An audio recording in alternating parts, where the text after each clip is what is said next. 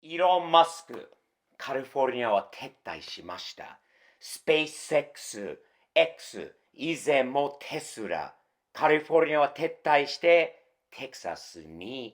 っ越してきます。その発表は先週ありましたよね。私、スティーブ、4年前にカリフォルニアを撤退しました。それはなぜか。おそらくイーロン・マスクさんもスティーブと同じような考えとかもあって、やっとカリフォルニアを撤退した理由を本日説明したいと思います。スティーブ的視点のスティーブと言います。チャンネル登録をよろしくお願いします。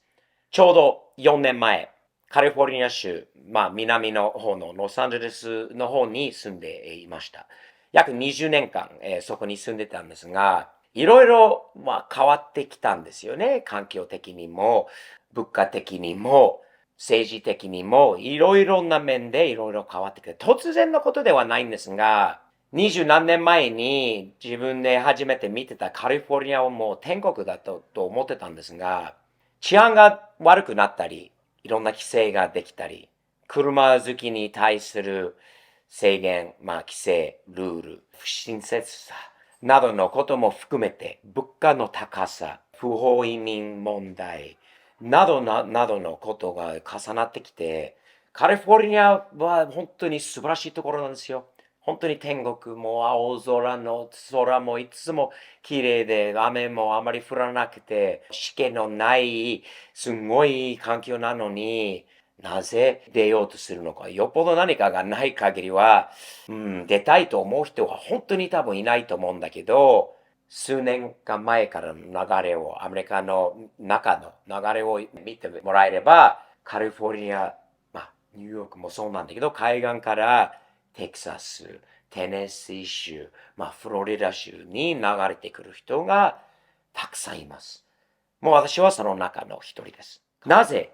テキサスにしたかと。テキサスは昔からイメージはかっこいいイメージがあって、数年前から日本の企業もそうだし、トヨタ自動車とか日産とかってカリフォルニアから出てテキサスに行った会社が結構多かったんですよね。そして治安、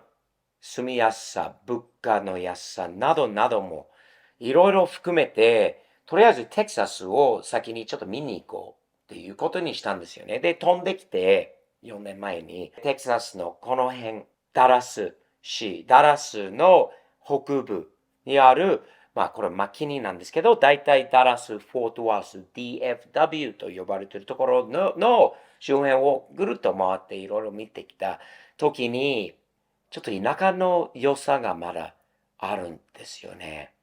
都会生まれの俺がニューヨーク生まれ、ニュージャージー育ち、結構都会なんですよね。で、日本にいたら、ずっと東京、千葉、関東の方の混んでるところにしかいなかった。ロサンゼルスにいたら、まだ、混んでる都会だった、郊外だったんですけど、まだ街っていう感じだったのは、テキサスに田舎の良さ、何もないところも多くて、人がね、もう違うんですよね。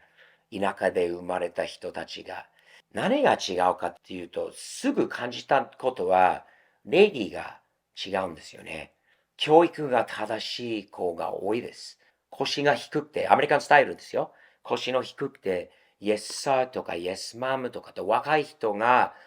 年上の方に対して言い方の違いが明らかにあること。本当にもう手上げのもう諦めたカリフォルニアにあるようなファストフード店でも、レストランでもこういうところで絶対いいサービスしてもらえないともう諦めてもう行くこと。こっちに来たらまだね、丁寧に Yes sir とか Yes ma'am とか Thank you とか笑顔でやって頑張ってくれてる子が多かったんですよね。そして田舎だから、なんて言うんですかね。テキサスにプライドを持ってる人が多かったんです。もちろんアメリカ人としてプライドのある正常期がいろんなところにかけたとともに、テキサスの国旗もあるんですよね。飾ってる家とか人が人種は関係なく、アメリカ人としてもうプライドのある方が多い。テキサス市民としてすごくプライドが多い。私あまり知らない日本の文化も、スティーブが持ってきたいろいろな不思議な文化も、オープンに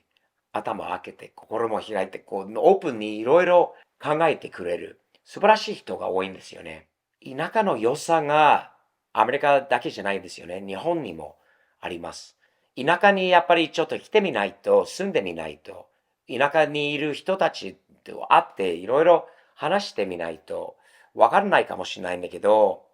日本に行くときも、自分ももちろん東京、大阪でも多いんだけど、たまに田舎、地方の方に行けるようになったら、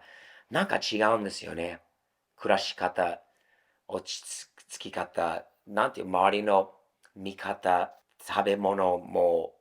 おもてなしも、もちろん日本全体にあるんだけど、やっぱりさらに、その田舎の、あとね、田舎の人たちのすごい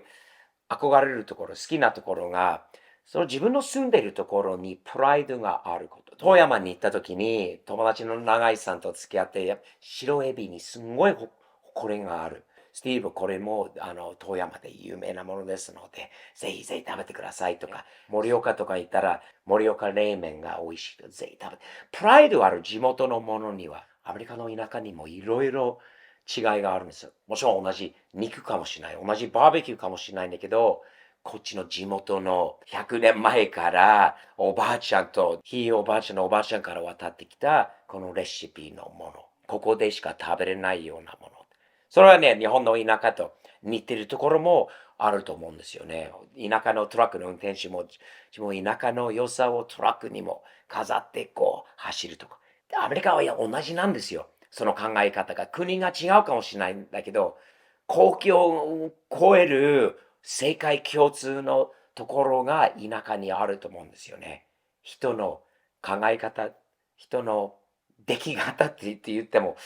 おかしくはないと思うんだけど、すごいいい人が多い。自分の住むところ、生まれたところにプライドがある。東海とかに行くと、それを見せてやりたいっていう気持ちが、トラックだろうが、自分のアメリカの人がタトゥー入れてる人が多いんだけど、意外とテキサスのタトゥー入れてる人が多いんですよ。テキサス州民の中で。そこまでプライドがある。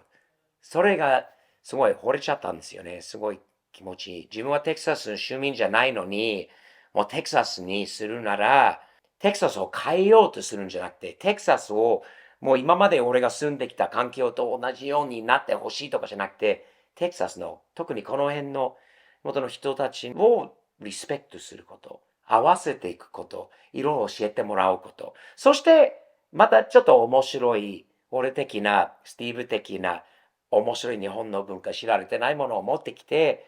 試してもらう。気に入ってもらえればありがたいこと。気に入らなかったら別にいいと。それがね、すごい面白いですよね。オープンなんですよね。昔よく言われたのは、田舎だからこそ、田舎者がね、もう差別主義者とか嫌な人とかオープンでは考えない人とかがよくはいるっていうイメージがあったんですよね。今でもあるかもしれないよね、一部の人たちの中に。日本にも、もしかしたら同じように、田舎者はね、考え方も狭いって、町の人とまでは進んでないとかって、アホが多いとかってよく言われてましたよ、アメリカの中でも。日本のことわかんないんだけど、まあもしかしたら同じこと言われたかもしれないけどね、田舎の人。そんなことないです。どっちかといえば、純粋な国への愛を持って、自分の地元、自分の州、県に対するプライドがある、オープンに考える、いろんな人種があって、一緒に平和的に住んでるところはどっちかといえば都会じゃないんですよね。田舎ですよね。だから、田舎に住むことにしてよかったなって、ものすごく4年後を振り返って選んでよかったなと思います。一つこっちに引っ越してきてから気づきましてね。日本ももしかしたらこう変わるかわかんないんだけど、いろいろ激しく移民とか、物価のね、上昇とかでいろいろ含めて、もしかしたら日本にも同じような流れが出てくるかもしれないんですよね。田舎の良さがバレちゃうことがもうあるんですよね。田舎に引っ越したい。田舎に行こうという。もう今のアメリカみたいに大都会のこういう海岸から田舎のこういろんな中西部の方に来る。そしたらね、その田舎に昔から行った人たちから見ると嫌なところがあると理解できますよね。急にまた変わる。急に物価が全部上がる。もともと全く混んでなかった道がめちゃくちゃ混んできた。めちゃくちゃもう畑だらけのいろいろあった農家の多いところが急に農家がなくなって、牛とかロングホーンのあったこの北部のテキサスもそういう牛がもう見かけなくなった。ビルが高速ビルを作ったり、住宅街ができたりとかっていうのは急に変わること。その昔から住んでた人たちにとって、プラスかどうかっていう、一人一人は違うと思うんだけど、マイナスのことが多いと思います。人が増えることによって犯罪も増える。人が増えることによって交通事故も増える。環境が変わる。環境の汚染などもいろいろありますよね。ものすごく強く思ってるのは、テキサスの人たち、プライドがあるからこそ、テキサスへウェルカム。多分日本の田舎へもウェルカムという気持ちを持っている人が多いと思います。ただ、なぜ都会からこっちに引っ越してきたのかっていうことを忘れるなということ。なぜ都会を出ることにしたのかということを忘れるなと。ということが、プライドがあるからこそ、自分の田舎が好きだからこそ、愛してるからこそ、そのメッセージを強く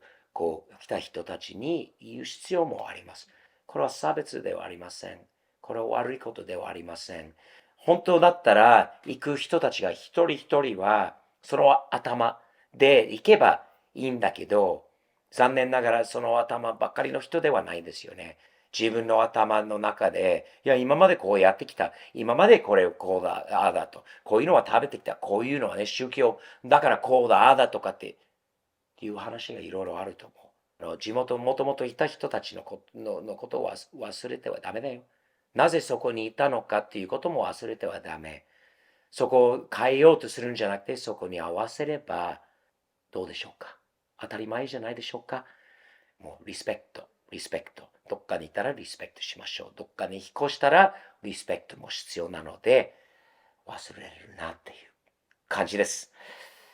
いかがでしょうか、本日のトークは。またトピックか、スティーブさんこれについてもちょっと話してもらえませんかというリクエストがあればコメント欄に残してください。チャンネル登録をよろしくお願いいたします。そして、スティーブ適店のグッズ、こういうキャップとステッカー、サムズアップのステッカーですよ。これはいい意味なので、1枚だけでも500円、たった500円なので、それを無料だし、Amazon Japan と StevePOB.jp をチェックしてみてください。そしてあと、これからちょっと組んでやろうかなと考えていることがあります。皆さんのご意見もぜひ聞かせてください。日本、もういろんな地域、東海も含めて、田舎、